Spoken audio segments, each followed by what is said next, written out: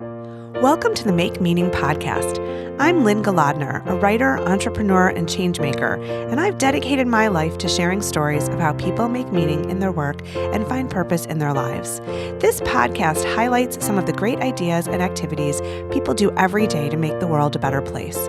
So much of the meaning we find comes from interacting with great people, developing relationships that are mutually beneficial, and doing work that inspires. I hope you'll be inspired by the people you meet on this podcast. We all need to find a way to make meaning in the mundane.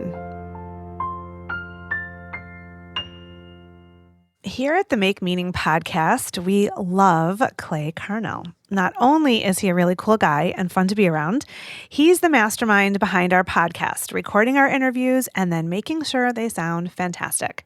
We basically wouldn't have a podcast without him. So today, I'd like to turn the mic in another direction and interview our very own sound engineer about the trend of podcasting and why everyone is so hot on storytelling. A few things you might want to know about Clay. He's a musician and an artist. He loves Detroit. He started playing guitar at the age of 13 and learned to record himself playing and making videos.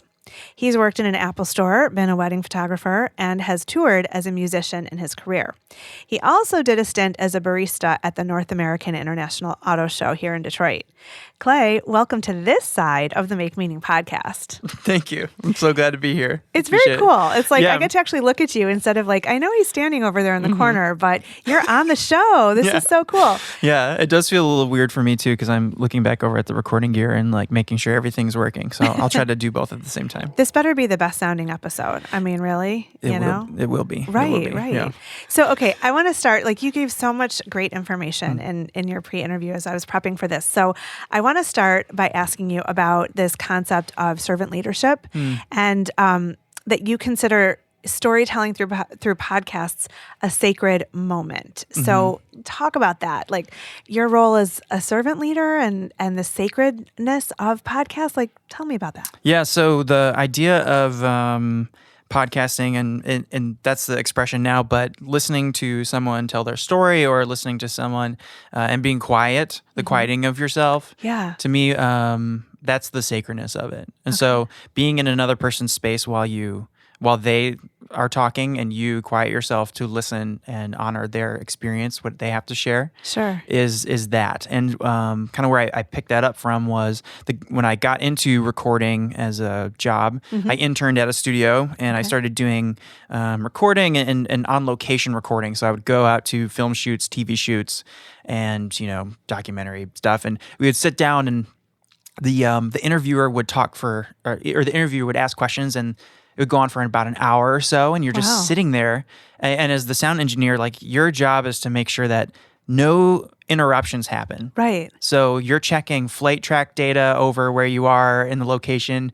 You're making sure there's no like buses outside, things like that. And so you're trying to really create this quiet space so this person can share. And that discipline of like making sure that everyone is quiet so this person can listen is the act of doing that. And so where I learned that from was the guy who brought me on as an intern and who taught me. He had that philosophy, that approach to being quiet while someone else listens. You're on. He described it as you're on holy ground. You're in a sacred moment when you quiet yourself to listen to someone else speak. And so I just kind of carried that with me out after working with him. So like mind exploding right now, because I'm thinking about how this applies to so many different contexts. It's one thing, you're recording a story, you're sharing it with the world. So it's a really beautiful and powerful way to look at it. But frankly, I mean, shouldn't we take that into every interaction, every story that somebody's sharing with us? Absolutely. Like thinking about how often do we interrupt when somebody's mid-story, because, and when you do that, I think about this all the time. When you do that, you're like, wait, what I have to say is so much more important. Let me just jump in, which you don't mean to do. But anytime you're waiting to get in, you're not listening to the other person. Right. And so frankly, we could all learn from that perspective in our relationships, me with my kids, like just to be there, just to take in what they're saying fully before responding, right? Yeah. And it's hard. I mean, to be honest, it is very hard. I do not do this perfectly. It's very difficult to be quiet. I'm sure, as you know, I like to talk a lot, off mic when it's not recording. So I like to talk a lot. And in conversations with friends, I do find myself cutting people off because I want to say something. I want to cut in. I want to, I want to say what I want to say. Like, I see where they're going. I'm excited. I feel like I want to interrupt and share something too, to keep it going, show that I have interest in what they're saying. You can relate. I can relate. Yes. Yeah. But if one thing at the Apple Store they taught us was when you're instructing someone how to use a computer or how to use a device, our common instinct is to point at what you're showing. And so they said, if you have a difficult time not pointing or doing the thing for the person, sit on your hands.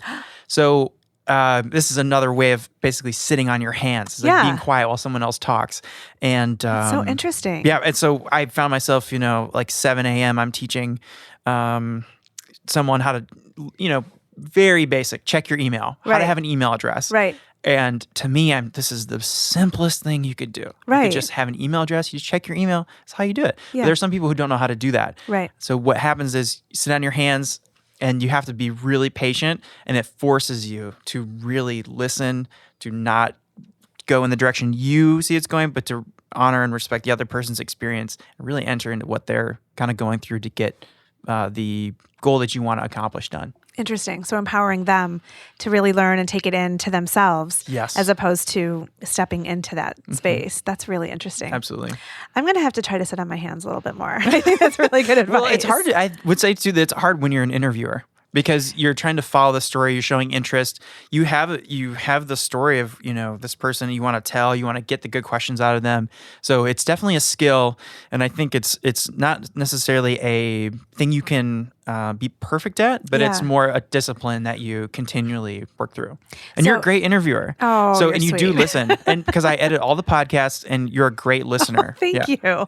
Well, I like to let people talk and tell their story. And, I've been an interviewer for a long time. I started as a journalist. And so, I'd be on the phone or in person taking notes, typing, writing, whatever.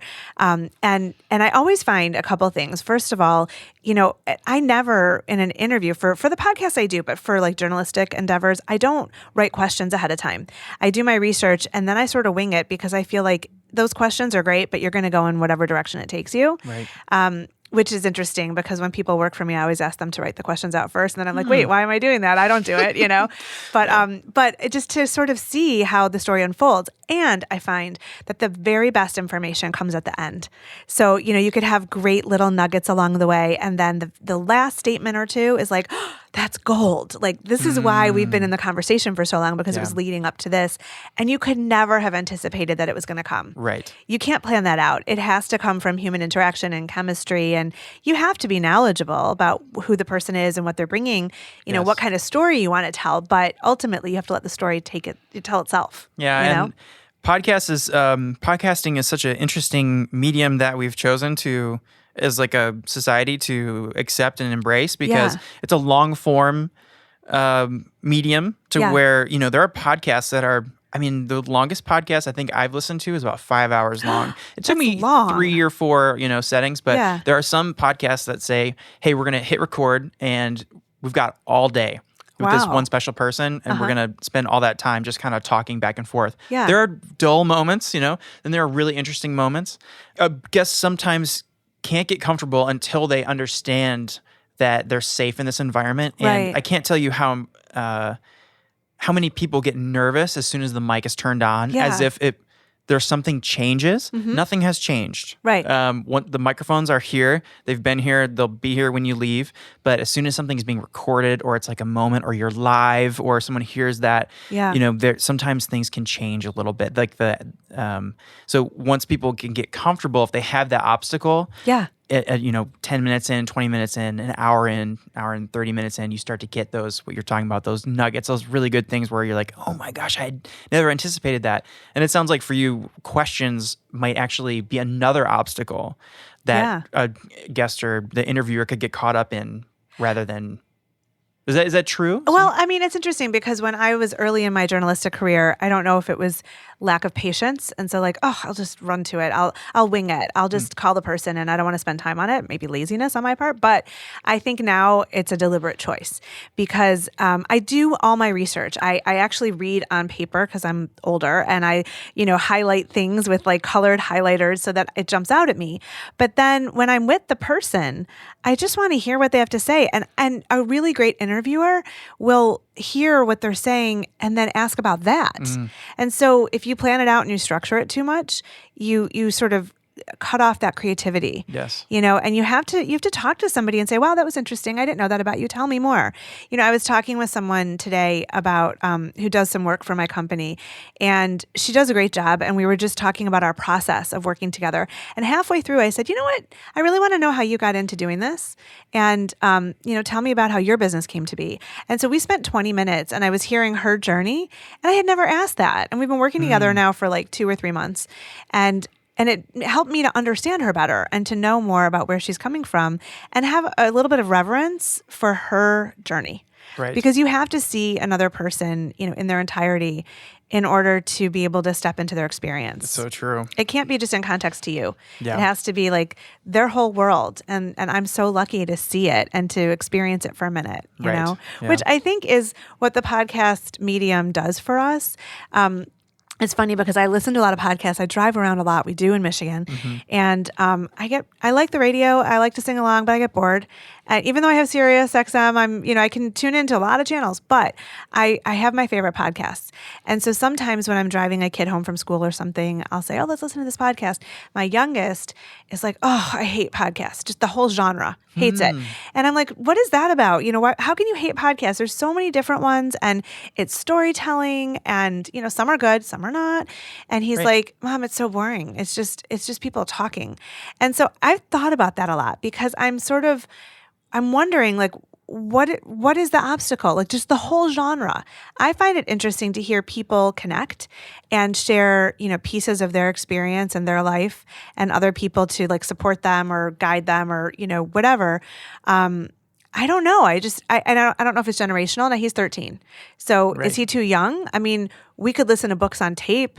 And he's done that before, even when he was little. Stories, that are basically our podcasts, but they're maybe for him or something. Yeah. So I don't know if it's just you have to find your entry point, which is a good way of segueing into asking you about this genre of podcast. And I feel like everybody's podcasting. So everybody and their mom, yeah, right. Yeah. So like, is it special? Like, what is this about? Like, why are we in this era of podcasting, and where are we going with it? Yeah, great question. I mean, the truth is that we're still kind of figuring out a lot of that. The last study that I had read was that 50% of Americans have heard a podcast. So it's only half. Okay. So there's a lot of room to grow. Some people have labeled this as like the golden era of podcasting. And it's kind of true in the sense that people are discovering their way. They're finding, right now, if they're, I think like 700 or 800,000 podcasts that are available. Gosh. And I know YouTube is another way people podcast, but there's enough content. I forget what the stat is, but there's enough content uploaded in one day to like that a person could watch in a lifetime. Oh my gosh. Something like, or an hour, or, upload in an hour in a day.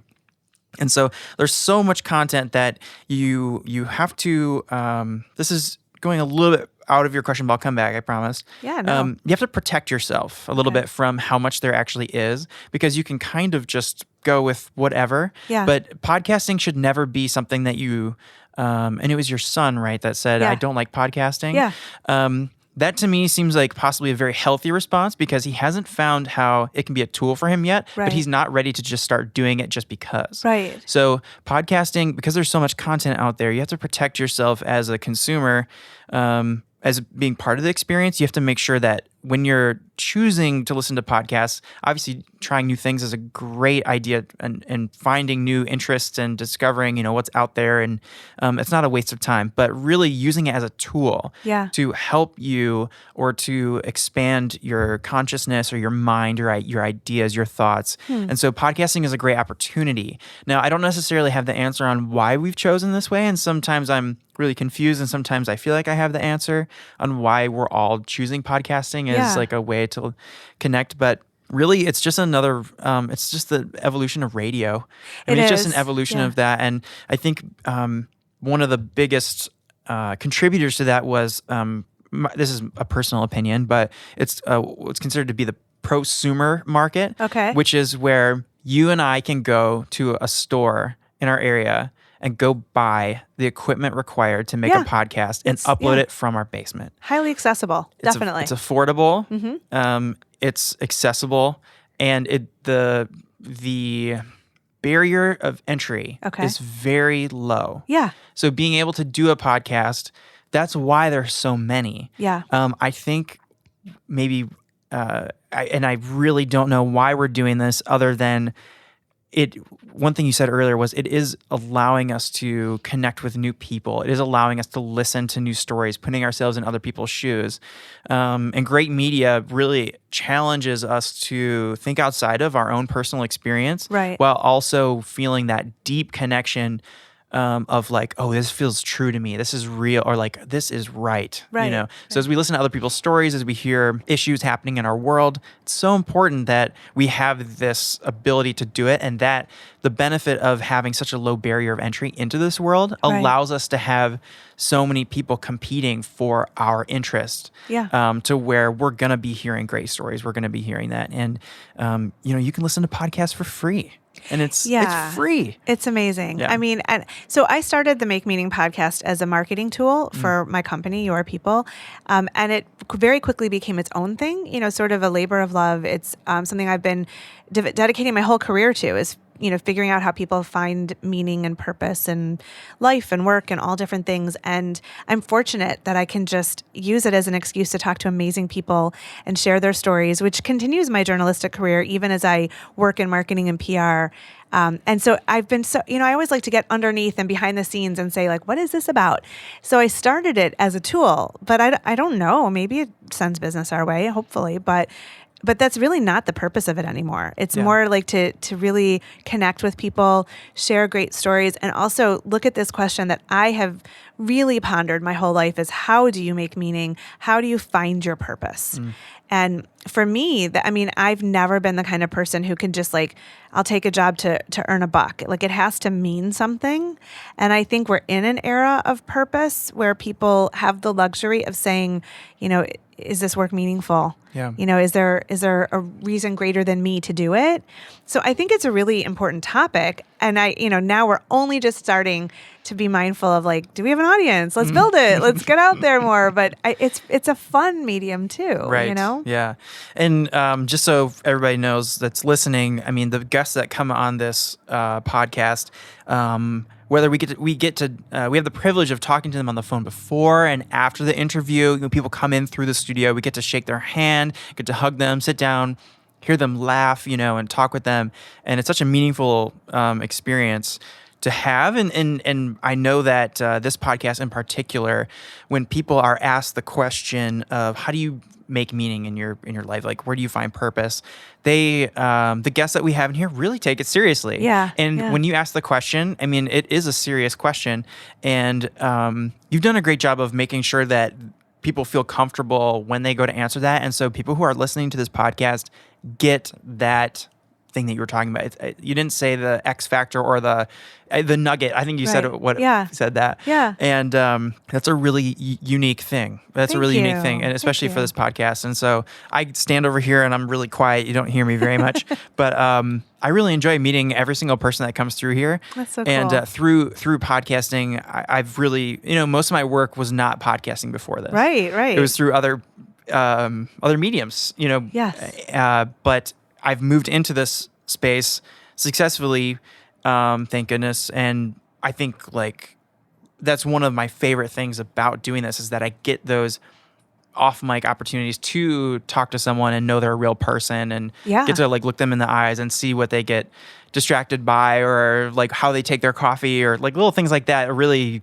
add a richness to the experience. Well, you're leading me into a really good question because I know the list is very long of all the cool people that you've gotten to meet through podcasting. So, like, I think there's Theresa May, Bill Nye, Ellie Goulding, Tony Hawk, among others. Sat in that chair that you're in right now. I'm on hallowed ground. That's very cool.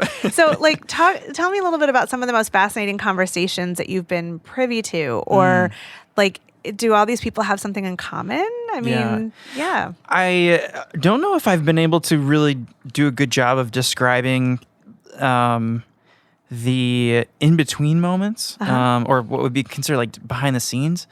But when you get to like drink whiskey at 11 a.m. with Tony Hawk, there's not really a way to describe that experience. And I don't even, other than, we had to find the whiskey. He told, so the podcast was basically you have to have a drink during the podcast. It can be water, it can be coffee, it can be whiskey, Japanese whiskey. And like the night before, we get a text message that like Tony Hawk prefers this very specific style of whiskey. Oh my gosh. And we're like, I'm calling like distributors, I'm calling, my local shop. I made a relationship with this guy who owns a shop in Grosse Pointe Park, who has whiskeys, but turns out the hotel here has the exact whiskey. Yeah. So we're like, oh, we got it. That's awesome. And you're just like, man, after he comes through and you get to talk, and for him, these like, for him, me meeting him was like meeting an idol of mine. I grew up playing Tony Hawk's Pro Skater. And so there was like this little detail that we did. I hope I'm describing the experience right, but this little thing we did where the crew that was in here, because it was a film shoot, what we did was we took the speakers in this room and we played the Tony Hawk Pro Skater 3 soundtrack while he was here in the room. Cool. And he noticed that we had the songs, and he had said something to us, and that, like, all those like little things of just being with someone, of like spending it was just an hour. We only had an hour with him. He's very busy. We're not here to become best friends. I mean, that's not going to happen. Right. But to just share that 1 hour with him where we get to do like a little nonverbal nod to, hey, we really, all the young people in this room, like, we grew up playing your video games. We saw you do the 900 on TV at 11 p.m. because you fell down 7 times before. Like, we saw these, we experienced these moments. To have just a short moment with him where we get to share something like that and just be in their presence was just a really special experience. I have no pictures with famous people. I have no pictures. I don't ask for pictures. For some reason, I haven't gotten over yet. That's good, actually. I mean, we're always recording the memory, but not being in the memory. And so I'm sure you will never forget that. And it'll be a clear picture in your mind forever, you know? But I guess to answer, it's so true. I guess to answer your question, though, about the question was some of the conversations you've been privy to, but also things that all of these like famous people have in common too. Like, are you seeing a shared humanity in the podcast studio? Are you seeing, similar wrestling with issues, like, pondering meaning, that kind of thing? Oh, that's a great question. So based on the people, each person has a personality, very unique. And you're in a situation when someone enters a studio, there's a job to be done. And so you're on a team. And the one thing you have to destroy that can often get in the way is there's a celebrity or there's a person who's of notable experience. We have to cater, like it's not us versus, well, I guess I'm describing the problem by saying it can often feel like there's us and then there's that person. Right. And really, if a great crew, a great, like studio, they'll be able to break that barrier. And it's just people. Yes. Around the table. Very true. Yeah. And if you listen to a great podcast and you're like, man, that was so good. They probably did that. They probably were able to break that barrier. That's cool. And so with people, sometimes you have a very limited time. And so you're working with all these different variables. And, The one thing I'll say is when you do break that and you get a moment where you get to share with that person, it can really translate through the mic, through the camera, to where on the other end you're feeling that thing, or like, oh, this is true, this is so true. You're getting those moments, and I'd say maybe in my experience being in the room with the person, my job is to make sure that they feel as comfortable as possible and that what I'm doing is not another obstacle to getting the show done or getting that done. So in a lot of ways, it's that I don't get to meet all these people. Sometimes I don't get to meet them because Wow. I'm taking the position of I'm not going to interrupt. This is a moment between the host and them, and this I'm just here to create the space. Yeah. And then there are some times where it's like, I'm actually way more involved this time. Yeah. And I need to say something, and I need to like put my hand on their back and say, "Hey, here's the microphone." Right. Or say, "Can I get you something? Yeah. Can I get you coffee? Can I get you water? Right. Like, what would you like?" And that. So what I would say is that posture, though, I've found by taking that, you get to have those little moments. And to be honest, the conversations that you're asking about that I'm privy to, they range from inside jokes to you get a person's sense of humor, and out of context, it doesn't really make Right. any difference. I mean, I guess one is like with Bill Nye, he told me about this documentary that we had talked for about 15 minutes or so, and he said, "There's a documentary it's a movie about a documentary I want you to watch." Okay. And so he recommended that to me based on our experience. And that was really special to me. Yeah. That's a very rare moment, I would say, where someone makes a recommendation outside, based on a short conversation that you have. Yeah. But that was a really special moment where I had shared with him that my teachers in middle school would roll in the AV cart and put in a Bill Nye VHS. And I love it. so it was the right situation where I said, "Hey, I'd like to share something with you." And Yeah. I knew that every person that is my age that has met him has told him this exact same story. So I knew that going into it. But then he said, he started singing his theme song back to me. And then he said, "Please watch this documentary," or I keep saying documentary, this movie about a documentary. The documentary. Yeah, that's very cool. That was another like really special, just like a small moment in between. Yeah. It's cool. I've interviewed a lot of people that I think are famous, and I mean, who am I? I'm someone from suburban Detroit, and I've written a lot of articles and books, but I don't know that anybody knows me. And I've interviewed some people who have notoriety or are really well known, and what I love is just that they're really human. And I just look at it as, thanks for giving me your time and sharing a little insight from your perspective. And this is really cool. Yeah. And then you relate on a human to human level, because that's really the only level, if you want to be honest, I guess I kind of skipped over your question on that. I'm glad you brought it back to that, because there is like a common humanity between all the people that I meet. Yeah. And I would say too that I pass no judgment on if someone is rude or is busy and this is a thing they're just getting done. They need to move on to the next thing. Yeah. I don't try to have any self-importance when I approach that. But when someone does rest and take the moment to be with you and to really take the time to honor the time to see you, that goes a million miles. Oh, for sure. It goes a long way. And it speaks more to their character and who they are than anything else, too. Yeah. Of course we could talk forever, but I do have a couple of questions that I think are really important. So one of them is, and I have to share this quote because you shared it, and it's really profound. So you quoted the German theologian and the anti-Nazi dissident Dietrich Bonhoeffer. Is that right? Bonhoeffer? Bonhoeffer, but it might be the American. So, and that he said, "Those who love community destroy community, but those who love the brethren build community." So I really sat with that quote when you shared it, because it's just interesting to think about that it is that human connection that creates community, as opposed to I'm going out to create community and like looking at it as the big picture. It's the very little picture that creates the big picture. And so I say this as a way of introducing, this cool thing that you do every week, meeting up with friends that you've done for like a decade. And so I want to hear about that. And, how did this happen? Why? I mean, you have a busy life, you have a baby on the way. Yeah. How did this come to be, and why is this an important mainstay in your life? Yeah. So I had a group of friends in high school that were really close. And then one of my friends spent some time in Nepal, and we would talk while he was in Nepal. I was about 19 at the time. And we really value this idea of community. How do we actually accomplish that? And we've seen what a small group of committed citizens, like what the difference that they can make in the world if they just commit to greater ideals than just themselves. And so we're talking, and he ends up coming back from Nepal back here. We had gone to high school together, like I said, and we end up kind of saying, like, let's meet on Thursdays. And through the years, we had just kind of continued, and people come and people go as they please. And but people who are committed to loving one another rather than just this idea of their own personal identity within a group of people. Yeah.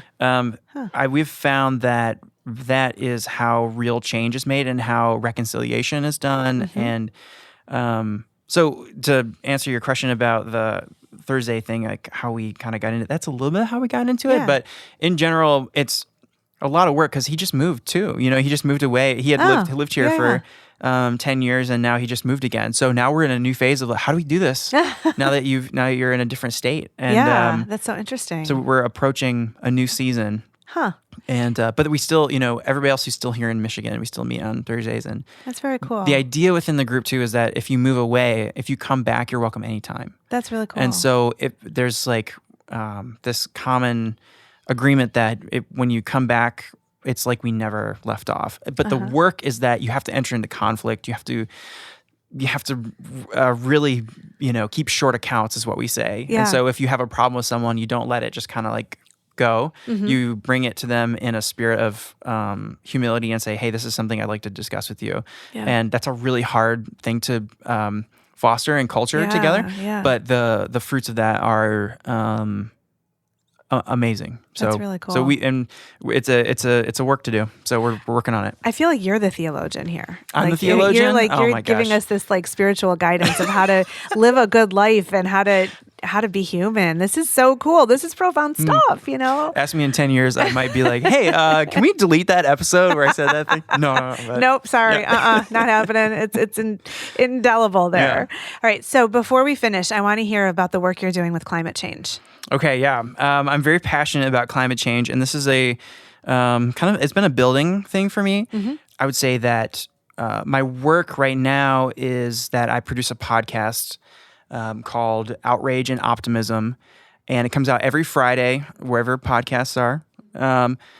And my work right now is to basically help build a podcast that informs people on climate change and also is entertaining and interesting. And so we do interviews with people who are either in government or in business or they're an artist. Okay. And they are working actively. And so producing that podcast has totally shaped my thoughts on how important the climate crisis is to everyone who's alive right now, who has a say. Yes. And it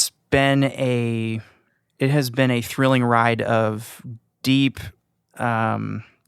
shifting in my personal life of, how I conduct not only my daily, like what I'm responsible for as a person, but then also creating what needs to happen, which is huge innovations and change in how we as a society and as a world, like how we operate. Yeah. And I have contradicted myself a million times in that process of learning what needs to happen, but it is a thrilling ride. And if anyone is interested in learning more about the climate crisis, and if they have questions, I would absolutely recommend looking into it and finding if they feel that little bit of, I feel like I should be doing something, but I don't know what it is. Yeah. Really dig into that. Really, you will find the answers. They are out there. Very cool. And they're actually pretty easy to find. So, well, we're going to share all of this in the show notes for sure. So my favorite ending question before we say goodbye is, what advice do you have for our listeners about how to find meaning and purpose in your life and in your work? That's a great question. And I've listened to everyone else's answers, and I have asked myself this as I was anticipating this interview. And my advice to people is to practice being silent. I love it. Yeah. Listen well. Listen well. Yeah. Listen well, be silent, and you will find the meaning. And I think I actually said with Kirsten, I said, the meaning will find you. Or something. I don't remember what I said. I said, be quiet and be ready. Okay. Okay. So I said, sorry, can I say this on the podcast? You can do whatever you want. You're going to be editing I'm editing this anyway. So, so I said in my pre-interview, which is what I really want to say, it goes along with this, but to be quiet and to be ready. Because whether you find your purpose, whether you find the meaning or the meaning finds you, Yeah. you have to be ready for it. It's really true. I mean, I believe strongly that the universe sends you where you need to go, and you can keep silencing it or ignoring it and go in a different direction, but it's going to keep sending you there. Yes. And it's also not, all of us have impact on a very local level, and some of us might have impact on a greater level, but that meaning and that purpose is very close to home. Yes. And it leads to the next meaning and purpose and all that. So, well, Clay Carnill, I just love working with you. I'm so glad that you did this episode. Oh my gosh, it's so nice. Thank you. It's been great having you on the Make Meaning podcast. Oh, this has been great. And I love working on this podcast. So keep me around. Absolutely. You got it. Thanks for listening to the Make Meaning podcast with Lynne Golodner. You can find us wherever you listen to your favorite podcasts. I'd love it if you would share our great conversations with your people so we can all add meaning wherever we go and whatever we do.